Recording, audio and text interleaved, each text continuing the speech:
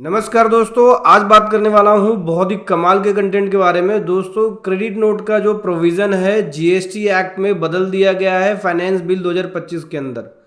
Amendment है section 34 subsection 2 के लिए, जो कि क्रेडिट नोट का है। अब आपको बता दूं, आईएमएस में पार्टी पे निर्भर करेगा कि क्रेडिट नोट को एक्सेप्ट करती है या रिजेक्ट करती है। अगर आप क्रेडिट नोट इशू करके अपनी टैक्स लायबिलिटी को कम कर रहे हो तो वो आपके हाथ में नहीं होगा, पहले आपके कंट्रोल में होता था, पार्टी के कंट्रोल में होगा। अगर पार्टी उस क्रेडिट नोट को रिजेक्ट कर देती है तो आप अपनी टैक्स लायबिलिटी को कम नहीं कर सकते। चलिए डिटेल में बताऊंगा इस वीडियो के अंदर, बहुत कुछ सीखने को मिलेगा, बहुत कुछ समझने को मिलेगा। उससे पहले बताना चाहूँगा, जो भी भाई बंधु मेरे चैनल पे पहली बार है, इस वीडियो को पहली बार देख रहे हैं, जिन्होंने अभी तक सब्सक्राइब नहीं किया सब्सक्राइब कर लीजिए, साथ ही साथ बेल आइकन पे भी क्लिक कर लीजिए ताकि इस तरह का कंटेंट आपको मिलता रहे। तो दोस्तों, बात करते हैं सबसे पहले क्रेडिट नोट के प्रोविज़न के बारे में, ठीक है, जो कि सेक्शन 34 के अंदर है। तो सेक्शन 34 के अकॉर्डिंग कोई भी पर्सन किसी भी इनवॉइस के अगेंस्ट में क्रेडिट नोट इशू कर सकता है, ठीक है। चाहे वो गुड्स रिटर्न का केस हो, रेट डिफरेंस का केस हो, गुड डैमेज का केस हो, या कोई और अदर इशू है, उसके अगेंस्ट में वो क्रेडिट नोट इशू कर सकता है। क्रेडिट नोट इशू करने की टाइम लिमिट क्या होती है? 30 नवंबर तक कर सकते हो, नेक्स्ट फाइनेंशियल ईयर के 30 नवंबर तक। मतलब कि फॉर एग्जांपल के लिए मान के चलिए, अगर मुझे 24-25 का क्रेडिट नोट इशू करना है तो 30 नवंबर 2025 तक उस क्रेडिट नोट को मैं जीएसटी पोर्टल पे दिखा सकता हूँ। हालांकि आप क्रेडिट नोट अभी डाल सकते हो बैलेंस शीट के अंदर, 31 मार्च को डाल लो आप 24-25 में, लेकिन उसकी रिपोर्टिंग जीएसटी रिटर्न्स में आप 30 नवंबर 25 तक ही कर सकते हो, ठीक है। और अपनी आउटपुट टैक्स लायबिलिटी को घटा सकते हो, कम कर सकते हो, इसकी टाइम लिमिट है। अब हम बात करते हैं कि चेंजेस क्या हुआ है। चेंजेस ये हुआ है कि फाइनेंस बिल 2025 के अंदर गवर्नमेंट ने प्रपोजल रखा है, इंपॉर्टेंट अमेंडमेंट है, सेक्शन 34 सबसेक्शन 2 के अंदर है, जहां पे बोलते हैं कि क्रेडिट नोट को जो भी आपने ओरिजिनल इनवॉइस इशू किया ऐसे ट्रीटमेंट करना है। देख सकते हैं अपडेटेड सेक्शन ये है, सप्लायर रिड्यूस कर सकते हैं अपनी आउटपुट टैक्स लायबिलिटी को वाया क्रेडिट नोट अगर रिसिपेंट इनपुट टैक्स क्रेडिट का रिवर्सल करता है, जो करस्पॉन्डिंग क्रेडिट नोट है उसका। तो ये रिवाइज प्रोविजन कब से इफेक्टिव होगा? इफेक्टिव होगा ये 25 से एक्टिव होगा, आपको इफेक्टिव देखने को मिलेगा 2025 से इफेक्टिव देखने को मिलेगा। इसमें क्या है, आउटपुट टैक्स लायबिलिटी का रिडक्शन सप्लायर को तभी मिलेगा जब आईटीसी का जो प्रोपोर्शनेट है क्रेडिट नोट का, जब तक रिसिपेंट रिवर्स ना कर दे तब तक आपको उसका बेनिफिट नहीं मिलेगा। मतलब जिसको आपने क्रेडिट नोट दिया उसका वो आईटीसी रिवर्स नहीं करेगा तब तक आपको उसका उस क्रेडिट नोट का बेनिफिट नहीं मिलेगा। आप अपनी टैक्स लायबिलिटी को घटा नहीं सकते हो, ठीक है। ये लॉ की लैंग्वेज है।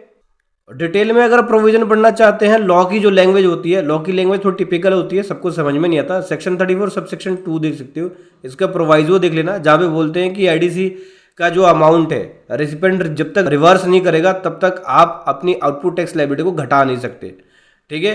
फॉर एग्जाम्पल के लिए प्रैक्टिकल एग्जाम्पल के थ्रू बताता हूँ। मान के चलिए एबीसी लिमिटेड सप्लाई कर रहा है गुड्स 1 लाख रुपए का, उस पर 18% जीएसटी, 1,18,000 का, किसको? XYZ limited. अब XYZ limited full ADC claim कर रहा है यहाँ पे 18,000 रुपये का 3B के अंदर। कुछ टाइम बाद गुड्स के अंदर डिफेक्टिव निकला, एबीसी लिमिटेड ने एग्री किया कि वो क्रेडिट नोट इशू करेगा 50,000 रुपये का प्लस जीएसटी, यानी 9,000 रुपये का।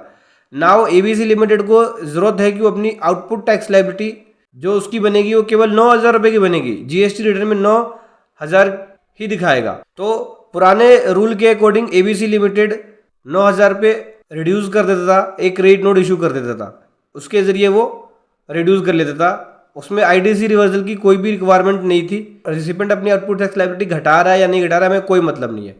लेकिन जो न्यू अमेंडमेंट है उसमें क्या है, इस न्यू अमेंडमेंट के अकॉर्डिंग एबीसी लिमिटेड को 9,000 रुपये तभी रिड्यूस कर सकता है अपनी आउटपुट टैक्स लायबिलिटी से जब XYZ रिवर्स करेगा आईटीसी अपनी रिटर्न में, तभी उसको वो इसका बेनिफिट मिलेगा। इसका मतलब आपको रिसिपेंट को ट्रैक करना पड़ेगा कि भाई रिसिपेंट उसको एक्सेप्ट कर रहा है या नहीं कर रहा है।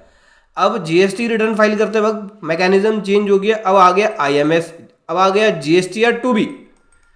मतलब कि अगर XYZ लिमिटेड अपने 2B के अंदर जीएसटीआर 2B में अगर वो क्रेडिट नोट को एक्सेप्ट करती है, एक्सेप्ट कैसे होगा? आईएमएस के थ्रू होगा। तभी इसका आईटीसी घटेगा यानी रिड्यूस होगा। और अगर इसको रिजेक्ट मार देती है क्रेडिट नोट को तो इसका आईटीसी नहीं घटेगा। तो क्या होगा उस केस में, एबीसी लिमिटेड की लाइबिलिटी यानी टैक्स बढ़ जाएगा, क्योंकि पहले वो 9,000 एज्यूम करके चल रहा था कि भाई मैंने को 9,000 ही भरना है, मैंने क्रेडिट नोट इशू कर दिया है। लेकिन अगर XYZ लिमिटेड अगर उस क्रेडिट नोट को रिजेक्ट मार दे तो एबीसी लिमिटेड की टैक्स लाइबिलिटी टोटल 18,000 रुपये हो जाएगी। और अगर एक्सेप्ट कर लेती है तो एबीसी को 9,000 ही पे करना पड़ेगा। यानी सारा कंट्रोल XYZ लिमिटेड के हाथ में है। इसका मतलब रिसिपेंट के हाथ में है आपके क्रेडिट नोट का कंट्रोल। जब तक वो क्रेडिट नोट को एक्सेप्ट नहीं करेगा तब तक आप अपने टैक्स लायबिलिटी को कम नहीं कर सकते। और मैं एक कमाल की बात और आपको बता दूं, आईएमएस के अंदर क्रेडिट नोट में पेंडिंग का ऑप्शन नहीं है। आईएमएस में 3 ऑप्शन आते हैं, एक्सेप्ट, रिजेक्ट, पेंडिंग। तो आप इनवॉइस को तो पेंडिंग छोड़ सकते हो लेकिन क्रेडिट नोट को पेंडिंग नहीं छोड़ सकते। इसका मतलब क्या हुआ, या तो आपको एक्सेप्ट करना पड़ेगा या रिजेक्ट करना पड़ेगा।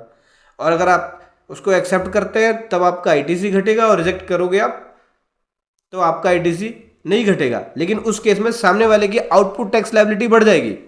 तो दोस्तों अभी आपको इस तरह की प्रॉब्लम का सामना करना पड़ेगा। यानी क्रेडिट नोट का जो सारा कंट्रोल है वो रिसिपेंट के ऊपर चला जाएगा। सप्लायर यहाँ पे क्रेडिट नोट पे सप्लायर के पास कोई कंट्रोल नहीं रहेगा। अगर उसका माल डिफेक्टिव होता है वो क्रेडिट नोट इशू करता है, सामने वाली पार्टी अगर उसको एक्सेप्ट नहीं करती है तो उसकी टैक्स लायबिलिटी नहीं घटेगी। सबसे बेटर प्रैक्टिस है, सबसे अच्छा प्रैक्टिस यही है कि जब भी आपको डैमेजेस लगे या कुछ कमी लगे तो आप क्रेडिट नोट दो और सामने वाली पार्टी से डेबिट नोट लो। क्रेडिट नोट बनाने से पहले उससे डेबिट नोट लो कि भैया मेरे को इतने का डेबिट नोट दे दो, मैं उसके अगेंस्ट में क्रेडिट नोट दूंगा, ठीक है। या फिर आप क्रेडिट नोट दो तो हैंड टू हैंड उससे डेबिट नोट लो। तो जब वो बुक्स के अंदर डेबिट नोट डाल देगा, आप बुक्स में क्रेडिट नोट डाल दोगे तो वो एक्सेप्ट कर लेगा 2B में। और अब मान के चलिए आपने क्रेडिट नोट इशू कर दिया, सामने वाली पार्टी ने बुक्स के अंदर डाला ही नहीं, क्या होगा, वो क्रेडिट नोट को रिजेक्ट मारेगा। जैसे क्रेडिट नोट को रिजेक्ट मारेगा आपकी टैक्स लायबिलिटी बढ़ जाएगी। तो ये था दोस्तों कमाल का कंटेंट जो मैं आपके सामने लेकर आया। वीडियो कैसे लगी जरूर बताएं। Thank you so much. जय हिंद, वंदे मातरम।